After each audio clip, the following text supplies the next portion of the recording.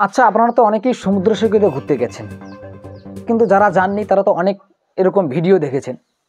তো সেখানে তো দেখেছেন যে সমুদ্র সৈকত মানে শুধু বালি, একদম সাদা বালি। কিন্তু আজকে আমরা আলোচনা করব একটা কালো বালির সৈকত, যেটাকে বলা হয় ব্ল্যাক স্যান্ড বিচ।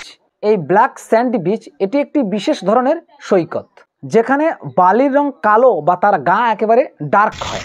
সাধারণত আগ্নেয়গিরির লাভা বা ম্যাগমার কারণেই কিন্তু হয়। পৃথিবীর এমন কিছু স্থানে এই সব ধরনের সৈকত পাওয়া যায়, যেমন হাওয়াই, আইসল্যান্ড এবং ফিলিপিন্সে। ব্ল্যাক স্যান্ড বিচের গুরুত্ব এবং বিশেষত্ব আলোচনা করলে বিশেষ কিছু গুরুত্বপূর্ণ বিষয় উঠে আসে।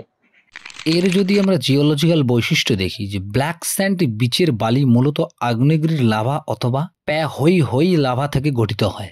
যখন এই লাভা সাগরে পড়ে তখন তা দ্রুত ঠান্ডা হয়ে ছোট ছোট কণায় পরিণত হয়, যা পরে সাগরের ঢেউয়ের মাধ্যমে সৈকতে জমা হয়।